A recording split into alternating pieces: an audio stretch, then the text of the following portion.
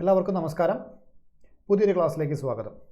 ഇന്ന് നമ്മൾ എക്കണോമിക്സിലെ ഇന്ത്യൻ സാമ്പത്തിക ആസൂത്രണവുമായി ബന്ധപ്പെട്ട പ്രധാന കാര്യങ്ങളാണ് പറയുന്നത്. എന്തായിരുന്നു അതിൻ്റെ ഒരു ചരിത്രം, എങ്ങനെയായിരുന്നു, അതേപോലെ പ്ലാനിംഗ് കമ്മീഷൻ എന്താണ്, നീതി ആയോഗ് എന്താണ്, അത്തരം കാര്യങ്ങളാണ് വളരെ ഇമ്പോർട്ടൻ്റ് ആയുള്ളൊരു ഭാഗമാണ് നമ്മളിന്ന് ഡിസ്കസ് ചെയ്യാൻ പോകുന്നത്. ഓക്കെ, അപ്പോൾ നമുക്ക് ആരംഭിക്കാം.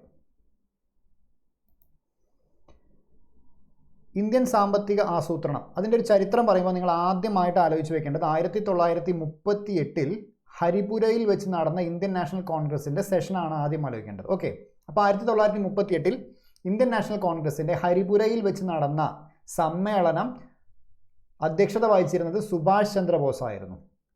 ഓക്കെ, അപ്പോൾ സുഭാഷ് ചന്ദ്രബോസ് എന്ത് ചെയ്തു എന്ന് വെച്ച് കഴിഞ്ഞാൽ ഒരു 15 അംഗ കമ്മിറ്റിയെ ഉണ്ടാക്കി. ആ കമ്മിറ്റിയുടെ പേരാണ് ദേശീയ പ്ലാനിംഗ് കമ്മിറ്റി എന്നറിയപ്പെടുന്നത്. ഓക്കെ, അപ്പോൾ 15 അംഗങ്ങളുള്ള ഒരു ദേശീയ പ്ലാനിംഗ് കമ്മിറ്റി സുഭാഷ് ചന്ദ്രബോസ് എന്ത് ചെയ്തു, കോൺസ്റ്റിറ്റ്യൂട്ട് ചെയ്തു എന്ന് മനസ്സിലാക്കുക.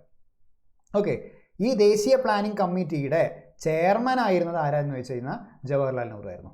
ഓക്കെ, അപ്പോൾ ദേശീയ പ്ലാനിംഗ് കമ്മിറ്റിയുടെ ചെയർമാൻ ജവഹർലാൽ നെഹ്റു ആയിരുന്നു. അതൊരു 15 അംഗ കമ്മിറ്റി ആയിരുന്നു. അത് രൂപീകരിച്ചത് ആരായിരുന്നു? സുഭാഷ് ചന്ദ്രബോസ് ആയിരുന്നു. കാരണം ഈ ഹരിപുര സെഷൻ്റെ ചെയർമാൻ അല്ലെങ്കിൽ അധ്യക്ഷത വഹിച്ചിരുന്നത് ആരാണെന്ന് വെച്ചാൽ സുഭാഷ് ചന്ദ്രബോസ് ആയിരുന്നു. ഓക്കെ, ആ കാര്യം ഒന്ന് ആലോചിച്ച് വയ്ക്കുക. ഓക്കെ, പക്ഷേ ഈ കമ്മിറ്റിയുടെ റെക്കമെൻഡേഷൻസ് ഒന്നും നടപ്പിലായില്ല. അതിനുശേഷം പിന്നീട് 1946 ഇടക്കാല ഗവൺമെൻറ് എന്ത് ചെയ്തു, ഈ കമ്മിറ്റിയുടെ തുടർച്ചയായിട്ട് ദേശീയ അഡ്വൈസറി പ്ലാനിംഗ് ബോർഡ് എന്ത് ചെയ്തു, രൂപീകരിച്ചു. ഓക്കെ, അപ്പോൾ ഈ കമ്മിറ്റിക്ക് ശേഷം 1946 ഇടക്കാല ഗവൺമെൻറ് എന്ത് ചെയ്തു, ദേശീയ അഡ്വൈസറി പ്ലാനിംഗ് ബോർഡ് രൂപീകരിച്ചു. ഈ ദേശീയ അഡ്വൈസറി പ്ലാനിംഗ് ബോർഡിൻ്റെ ചെയർമാൻ ആരായിരുന്നു എന്ന് വെച്ചാൽ KC നിയോഗി ആയിരുന്നു. കൂടുതൽ ഡീപ്പായിട്ടൊന്നും വേണ്ട, ജസ്റ്റ് കാര്യങ്ങളൊന്നും മാത്രം അറിഞ്ഞു വയ്ക്കുക. ഓക്കെ, അത് കഴിഞ്ഞ് നമ്മുടെ ഇന്ത്യയിൽ വന്ന പ്രധാനപ്പെട്ട കുറച്ച് പദ്ധതികളെ കുറിച്ച് നോക്കിക്കഴിഞ്ഞാൽ അതിൽ ആദ്യത്തേതാണ് ഗാന്ധിയൻ പദ്ധതി അഥവാ ഗാന്ധിയൻ പ്ലാൻ എന്ന് പറയുന്നത്. വർഷവും നോട്ട് ചെയ്ത് വയ്ക്കുക. 1944 ഗാന്ധിയൻ പദ്ധതി വരുന്നത്. ഓക്കെ, അപ്പോൾ നമ്മൾ ഗാന്ധിയൻ എക്കണോമിക്സ് എന്താണെന്നൊക്കെ നമ്മൾ ഏകദേശം പറഞ്ഞിട്ടുണ്ടായിരുന്നു. അപ്പോൾ ആ പറയുന്ന തത്വങ്ങളിലൊക്കെ ഊന്നിയിട്ടുള്ള ഒരു പദ്ധതിയായിരുന്നു ഗാന്ധിയൻ പദ്ധതി എന്ന് പറയുന്നത്. ഇതിൻ്റെ ഉപജ്ഞാതാവ് ആരെന്ന് വെച്ചാൽ എസ് നാരായൺ അഗർവാൾ ആയിരുന്നു ഗാന്ധിയൻ പദ്ധതിയുടെ ഉപജ്ഞാതാവ്. വർഷം 1944. ഗാന്ധിയൻ സാമ്പത്തിക വ്യവസ്ഥ എന്ന ആശയത്തിൻ്റെ വക്താവ് ആരാന്ന് വെച്ചാൽ JC കുമരപ്പ. അടുത്ത പദ്ധതിയാണ് ബോംബെ പദ്ധതി. ഇന്ത്യയുടെ രണ്ടാമത്തെ പദ്ധതിയാണ്. ഇന്ത്യയുടെ സാമ്പത്തിക വികസനത്തിനായുള്ള രണ്ടാമത്തെ പദ്ധതിയാണ് ബോംബെ പദ്ധതി. വർഷം സെയിം തന്നെയാണ്, 1944 തന്നെയാണ്. ഇന്ത്യയിലെ പ്രമുഖരായ 8 വ്യവസായികൾ ബോംബെ നഗരത്തിൽ സമ്മേളിച്ച് തയ്യാറാക്കിയ ഒരു പദ്ധതിയാണ് ബോംബെ പദ്ധതി എന്നറിയപ്പെടുന്നത്. ഓക്കെ, നേതൃത്വം നൽകിയത് ആരാണ്? ആർദർശിലാൽ ദലാലാണ്. ഇതിൽ ഉൾപ്പെട്ട മലയാളി ആരാന്ന് വെച്ചാൽ ജോൺ മത്തയാണ്. ഏകദേശം ഒരു വ്യവസായികളായതുകൊണ്ട് തന്നെ ഇൻഡസ്ട്രിയുമായി ബന്ധപ്പെട്ട ഒരു പദ്ധതിയായിരുന്നു ബോംബെ പദ്ധതി എന്ന് പറയുന്നത്. ഒരു വ്യാവസായിക പദ്ധതിയാണ് നമുക്ക് വേണമെങ്കിൽ പറയാം. അടുത്തത് 1945 വന്ന ജനകീയ പദ്ധതി അഥവാ പീപ്പിൾസ് പ്ലാൻ ആണ്. ഓക്കെ, ജനകീയ ആസൂത്രണം അഥവാ ജനകീയ പദ്ധതി എന്നൊക്കെ പറയപ്പെടുന്ന പീപ്പിൾസ് പ്ലാൻ. ഓക്കെ, ഇതിന് രൂപം നൽകിയത് ആരാണ്? MN റോയ് ആണ്. നിങ്ങൾ കേട്ടിട്ടുണ്ടാവും. 10 വർഷത്തിനുള്ളിൽ രാജ്യത്തെ എല്ലാ ജനങ്ങൾക്കും അടിസ്ഥാന ആവശ്യങ്ങൾ ലഭ്യമാക്കുക എന്ന് പറയുന്ന ലക്ഷ്യമായിരുന്നു ഈ പദ്ധതിക്കുണ്ടായിരുന്നത്. കൃഷിക്ക് പ്രാധാന്യം നൽകിയൊരു പദ്ധതിയായിരുന്നു. റാഡിക്കൽ പദ്ധതി എന്നും കൂടെ ഇതറിയപ്പെടുന്നുണ്ടെന്ന് മനസ്സിലാക്കുക. അത് കഴിഞ്ഞ് പിന്നെ വന്നത് 1950 സർവോദയ പദ്ധതിയാണ്. ഇതിൻ്റെ ഉപജ്ഞാതാവ് ജയപ്രകാശ് നാരായൺ ആയിരുന്നു. ഓക്കെ, എല്ലാവർക്കും ക്ഷേമം എന്നാണ് ഈ പറയുന്ന സർവോദയ എന്ന വാക്കിൻ്റെ അർത്ഥം. ഗാന്ധിയൻ പദ്ധതിയിൽ നിന്നും അതുപോലെ തന്നെ വിനോബ ഭാവയുടെ ആശയങ്ങളിൽ നിന്നൊക്കെ പ്രചോദനം ഉൾക്കൊണ്ടാണ് ജയപ്രകാശ് നാരായൺ ഈ ഒരു പദ്ധതി രൂപീകരിച്ചിട്ടുള്ളത്. അപ്പോൾ സർവോദയ എന്ന വാക്കിൻ്റെ അർത്ഥം പോലെ തന്നെ ഇതിൻ്റെ പദ്ധതിയുടെ സംഭവം എന്ന് പറഞ്ഞാലും എല്ലാവർക്കും ക്ഷേമം കൊണ്ടുവരിക എന്ന് പറയുന്നതായിരുന്നു ഇതിൻ്റെ പ്രധാനപ്പെട്ട ലക്ഷ്യം എന്ന് പറയുന്നത്. ഓക്കെ, ഇനി പ്രധാനപ്പെട്ട ഒരാളാണ് M വിശ്വേശ്വരയ്യ എന്ന് പറയുന്നത്. വളരെ ഇമ്പോർട്ടൻ്റ് ആണ്, മനസ്സിലാക്കുക. ഇന്ത്യൻ ആസൂത്രണത്തിൻ്റെ പിതാവാണ്. നമ്മൾ കഴിഞ്ഞ ക്ലാസ്സിലൊക്കെ ഡിസ്കസ് ചെയ്തിട്ടുണ്ടായിരുന്നു. അപ്പോൾ M വിശ്വേശ്വരയ്യ എന്ന് പറയുന്നത് ഇന്ത്യൻ ആസൂത്രണത്തിൻ്റെ പിതാവാണ്. അതുപോലെ തന്നെ മഹലനോബിസ് എന്ന് പറയുന്ന ഇന്ത്യൻ ആസൂത്രണ ശില്പിയാണ്. അപ്പോൾ അത് മാറിപ്പോരുത്, പിതാവിനെയും ശില്പിനെയും മാറിപ്പോരുത്. പിതാവ് എന്നറിയപ്പെടുന്നത് M വിശ്വേശ്വരയ്യയും ഇന്ത്യൻ ആസൂത്രണത്തിൻ്റെ ശില്പി എന്നറിയപ്പെടുന്നത് PC മഹലനോബിസുമാണ്. ഓക്കെ, ഇനി വിശ്വേശ്വരയ്യയുടെ പ്രധാനപ്പെട്ട ഒരു പുസ്തകമാണ് പ്ലാൻഡ് എക്കണോമി ഫോർ ഇന്ത്യ എന്ന് പറയുന്നത്. ഇദ്ദേഹം ഇന്ത്യൻ എഞ്ചിനീയറിംഗിൻ്റെ പിതാവ് എന്നറിയപ്പെടുന്നുണ്ട്. അതേപോലെ തന്നെ Visvesvaraya iron and steel plant എവിടെയാണെന്ന് വെച്ച് കഴിഞ്ഞാൽ മൈസൂരിലെ ഭദ്രാവതിയിലാണ് Visvesvaraya iron and steel plant ഉള്ളതെന്ന് മനസ്സിലാക്കി വയ്ക്കുക. ഓക്കെ, ഇനി PC മഹലനോബിസിനെ കുറിച്ചപ്പോൾ നമ്മൾ പറഞ്ഞു ഇന്ത്യൻ ആസൂത്രണത്തിൻ്റെ ശില്പിയാണ് അദ്ദേഹം. സ്വതന്ത്ര ഇന്ത്യയിൽ ആദ്യമായി ദേശീയ വരുമാനം കണക്കാക്കിയ വ്യക്തിയാണ് നമ്മൾ പറഞ്ഞിട്ടുണ്ടായിരുന്നു. അതുപോലെ തന്നെ ഇന്ത്യൻ സ്റ്റാറ്റിസ്റ്റിക്സിൻ്റെ പിതാവാണ് നമ്മൾ പറഞ്ഞു. ജൂൺ 29 ഇന്ത്യൻ സ്റ്റാറ്റിസ്റ്റിക്സ് ദിനം നമ്മൾ ഡിസ്കസ് ചെയ്തതാണ്. ഓക്കെ, ഇദ്ദേഹത്തിൻ്റെ ബർത്ത്ഡേ ആണ് 29 ജൂൺ 29 ഇന്ത്യൻ സ്റ്റാറ്റിസ്റ്റിക്സ് ദിനമായിട്ട് ആചരിക്കുന്നത്. പിന്നെ നമ്മൾ പറഞ്ഞിട്ടുണ്ടായിരുന്നു കൊൽക്കത്തയിൽ ഇന്ത്യൻ സ്റ്റാറ്റിസ്റ്റിക്കൽ ഇൻസ്റ്റിറ്റ്യൂട്ട് സ്ഥാപിച്ച ഇദ്ദേഹമാണ്. പ്രസിദ്ധീകരണം വളരെ ഇമ്പോർട്ടൻ്റ് ആണ്, സംഖ്യ എന്ന് പറയുന്നതാണ് ഇദ്ദേഹത്തിൻ്റെ പ്രസിദ്ധീകരണം എന്നൊക്കെ നമ്മൾ പറഞ്ഞിട്ടുണ്ടായിരുന്നു. ഓക്കെ, ഇനി ഇന്ത്യൻ സാമ്പത്തിക ആസൂത്രണത്തിൻ്റെ പ്രധാനപ്പെട്ട ലക്ഷ്യങ്ങൾ എന്തൊക്കെയാണെന്ന് വെച്ച് കഴിഞ്ഞാൽ, ഒന്ന് പ്രധാനപ്പെട്ട ലക്ഷ്യങ്ങളൊന്നാണ് സാമ്പത്തിക വളർച്ച, നമ്മുടെ എക്കണോമി വളർച്ച, അതിൽ ഗ്രോത്ത് കൊണ്ടുവരണം. അതുപോലെ മോഡേണൈസേഷൻ, ആധുനികവൽക്കരണം കൊണ്ടുവരണം. സ്വാശ്രയത്വം എന്ന് പറയുന്നത് ഓരോർക്കും സെൽഫ് സഫിഷ്യൻ്റ് ആയിരിക്കണം അല്ലേ, അവനാണ്ട് വേണ്ട കാര്യങ്ങളൊക്കെ, അല്ലെങ്കിൽ രാജ്യം തന്നെ സ്വയം എല്ലാം പ്രൊഡ്യൂസ് ചെയ്തിട്ട് സ്വാശ്രയത്വം വഹിക്കണം. അതേപോലെ തുല്യത, എല്ലാവർക്കും തുല്യത ഉണ്ടായിരിക്കണം, സാമ്പത്തിക കാര്യങ്ങളിൽ എല്ലാവർക്കും തുല്യത ഉണ്ടായിരിക്കണം എന്ന് പറയുന്നതൊക്കെയാണ് സാമ്പത്തിക ആസൂത്രണത്തിൻ്റെ പ്രധാനപ്പെട്ട ലക്ഷ്യങ്ങൾ എന്ന് പറയുന്നത്. സാമ്പത്തിക വളർച്ച, ആധുനികവൽക്കരണം, സ്വാശ്രയത്വം, തുല്യത എന്ന് പറയുന്നതാണ് പ്രധാനപ്പെട്ട ലക്ഷ്യങ്ങൾ എന്ന് പറയുന്നത്. ഓക്കെ, സാമ്പത്തിക ആസൂത്രണം ഭരണഘടനയുടെ കൺകറന്റ് ലിസ്റ്റിലാണ് ഉൾപ്പെടുന്നത്. നമ്മൾ ലിസ്റ്റ് പഠിച്ചപ്പോൾ പറഞ്ഞിട്ടുണ്ടായിരുന്നു, പ്ലാനിംഗ് എന്നൊക്കെ പറയുന്നത്, എക്കണോമിക് പ്ലാനിംഗ് എന്നൊക്കെ പറയുന്നത് ഭരണഘടനയുടെ കൺകറന്റ് ലിസ്റ്റിൽ ഉൾപ്പെടുന്നതാണ്. പിന്നെ ഇന്ത്യയിലെ ഒരുപാട് വ്യാവസായിക നയങ്ങൾ നടത്തിയിട്ടുണ്ട്. അതിൽ ഏറ്റവും ആദ്യത്തെ വ്യാവസായിക നയം എന്ന് പറയുന്നത് 1948 വരുന്നത്. പിന്നീട് 1956 വരുന്നത്. ഓക്കെ, അതിനുശേഷം ഒരുപാട് നടന്നിട്ടുണ്ട്. ആദ്യത്തെ രണ്ടെണ്ണം ജസ്റ്റ് ഒന്ന് വർഷം ഒന്ന് ആലോചിച്ച് വയ്ക്കാം. ഇനി വളരെ ഇമ്പോർട്ടൻ്റ് ആയി NCERT ഒരു പോയിൻ്റാണ്, +1 NCERT പോയിന്റ് ആണെന്നാണ് എൻ്റെ ഓർമ്മ. +1 1955 ഗ്രാമ ആൻഡ് ചെറുകിട വ്യവസായ കമ്മിറ്റി അറിയപ്പെട്ടത് എന്തായിരുന്നു വെച്ചാൽ കാർവേ കമ്മിറ്റി ആയിരുന്നു. ഓക്കെ, അപ്പോൾ 1955 സ്മോൾ സ്കെയിൽ ഇൻഡസ്ട്രീസ്. ഓക്കെ, അപ്പോൾ 1955 സ്മോൾ സ്കെയിൽ ഇൻഡസ്ട്രീസിന് വേണ്ടിയിട്ടുള്ള ഒരു കമ്മിറ്റി ആയിരുന്നു എന്ത്, കാർവേ കമ്മിറ്റി എന്നറിയപ്പെടുന്നത്. അതിൻ്റെ മുഴുവൻ പേര് ഗ്രാമ ചെറുകിട വ്യവസായ കമ്മിറ്റി എന്നാണ്. ഓക്കെ, ഗ്രാമ ചെറുകിട വ്യവസായ കമ്മിറ്റി എന്നറിയപ്പെടുന്ന 1955 കമ്മിറ്റി, അതിൻ്റെ ചെയർമാൻ ആയിരുന്നു കാർവേ, അതുകൊണ്ടാണ് കാർവേ കമ്മിറ്റി എന്നറിയപ്പെടുന്നത്. അപ്പോൾ ആ പേരൊന്ന് മനസ്സിലാക്കി വയ്ക്കുക. ഓക്കെ, ഇനി നമുക്ക് പ്ലാനിംഗ് കമ്മീഷനെ കുറിച്ച് നോക്കാം. നിങ്ങൾക്ക് അറിയുന്ന കാര്യം തന്നെയാണ്, വളരെ ഇമ്പോർട്ടൻ്റ് ആയിട്ടാണ്, ഒരുപാട് പരീക്ഷയ്ക്ക് ചോദിക്കുന്ന ഒരു വർഷവും ദിവസവുമാണിത്. 1950 മാർച്ച് 15. ഓക്കെ, അപ്പോൾ 1950 മാർച്ച് 15 പ്ലാനിംഗ് കമ്മീഷൻ അഥവാ ആസൂത്രണ കമ്മീഷൻ നിലവിൽ വരുന്നത്. ആസ്ഥാനം എവിടെയായിരുന്നു? യോജന ഭവൻ, ന്യൂഡൽഹിയിലാണ്. ഇപ്പോൾ നിലവിലില്ല, നിങ്ങൾക്കറിയാം. അപ്പോൾ ആസ്ഥാനം എവിടെയാണ്? യോജന ഭവനാണ്, ന്യൂഡൽഹിയിൽ. ഇത് പിന്നെ സോവിയറ്റ് യൂണിയൻ്റെ ദേശീയ ആസൂത്രണ മാതൃകയാണ് ഇന്ത്യ പ്ലാനിംഗ് കമ്മീഷൻ്റെ രൂപീകരണത്തിന് സ്വീകരിച്ചിട്ടുള്ളത്. അപ്പോൾ സോവിയറ്റ് യൂണിയൻ്റെ മാതൃകയാണ് നമ്മൾ പ്ലാനിംഗ് കമ്മീഷന് വേണ്ടി സ്വീകരിച്ചിട്ടുള്ളത്. അതുപോലെ തന്നെ പഞ്ചവത്സര പദ്ധതികൾ തയ്യാറാക്കുക എന്നതാണ് പ്രധാനപ്പെട്ട പ്ലാനിംഗ് കമ്മീഷൻ്റെ ജോലി എന്ന് പറയുന്നത്. പഞ്ചവത്സര പദ്ധതികളുടെ രൂപരേഖ തയ്യാറാക്കുകയാണ് ഇവരുടെ പണി. പ്ലാനിംഗ് കമ്മീഷൻ എന്ന് പറയുന്ന ഒരു ഉപദേശക സമിതിയാണ്, നമുക്ക് ഓരോ ഡിപ്പാർട്ട്മെൻറ്റിനും വേണ്ട ഉപദേശങ്ങൾ നൽകുന്ന ഒരു സമിതിയാണ്. അധ്യക്ഷൻ ആരാണ്? പ്രധാനമന്ത്രിയാണ്. ഇത് നിർത്തലാക്കിയത് എന്നാണ് 2014 ഓഗസ്റ്റ് 17. Okay, 2014 August 17. അപ്പോൾ 1950 മാർച്ച് 15 ആരംഭിച്ച ഇത് 2014 ഓഗസ്റ്റ് 17 വരെയാണ് ഉണ്ടായിരുന്നത്. ഓക്കെ, അതിന് പകരം വന്ന സ്ഥാപനം ഏതാണ്? നീതി ആയോഗാണ്. ഇനി ആദ്യത്തെ പ്ലാനിംഗ് കമ്മീഷൻ്റെ അംഗങ്ങളെ നമുക്ക് നോക്കാം. അധ്യക്ഷൻ പറഞ്ഞു പ്രധാനമന്ത്രി ആയിരുന്നു എന്ന് പറഞ്ഞു. അപ്പോൾ 1950 ആദ്യത്തെ പ്രധാനമന്ത്രി ആയിരുന്നു ജവഹർലാൽ നെഹ്റു ആയിരുന്നു. അപ്പോൾ ആദ്യത്തെ അധ്യക്ഷൻ ജവഹർലാൽ നെഹ്റു ആണ്. ആദ്യത്തെ പ്ലാനിംഗ് കമ്മീഷൻ്റെ ഉപാധ്യക്ഷനാരായിരുന്നു? ഗുൽസാരിലാൽ നന്ദയായിരുന്നു. എത്ര അംഗങ്ങളുണ്ടായിരുന്നു? 4 അംഗങ്ങളാണ് ഉണ്ടായിരുന്നത്. ആദ്യത്തെ പ്ലാനിംഗ് കമ്മീഷൻ അംഗങ്ങൾ ആരായിരുന്നു? CD Deshmukh, VT Krishnamachari, RK Patil, GL Mehta. Okay, ആ കാര്യങ്ങളൊന്ന് ആലോചിച്ച് വയ്ക്കുക.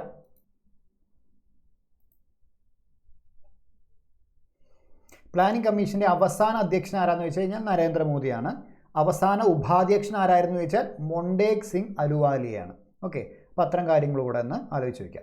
അടുത്തതാണ് ദേശീയ വികസന സമിതി അഥവാ നാഷണൽ ഡെവലപ്മെൻറ്റ് കൗൺസിൽ എന്ന് പറയുന്നത്. പഞ്ചവത്സര പദ്ധതികൾ തയ്യാറാക്കുന്നത് ആരായിരുന്നു? പ്ലാനിംഗ് കമ്മീഷനാണ്. അവർ തയ്യാറാക്കി ഈ പഞ്ചവത്സര പദ്ധതികൾക്ക് അംഗീകാരം നൽകുകയായിരുന്നു ദേശീയ വികസന സമിതിയുടെ പ്രധാനപ്പെട്ട ജോലി എന്ന് പറയുന്നത്. ഓക്കെ, അപ്പോൾ പഞ്ചവത്സര പദ്ധതികൾക്ക് അംഗീകാരം നൽകിയ സ്ഥാപനമാണ് ദേശീയ വികസന സമിതി. ഇത് സ്ഥാപിതമായത് 1952 ഓഗസ്റ്റ് മാസം 6 ഇത് സ്ഥാപിതമാകുന്നത്. ഓക്കെ, ഇതിൻ്റെ അധ്യക്ഷനാരായിരുന്നു? പ്രധാനമന്ത്രിയാണ്. അധ്യക്ഷൻ പ്രധാനമന്ത്രിയാണ്. ആദ്യ സമ്മേളനം നടക്കുന്നത് 1952 നവംബറിലാണ്.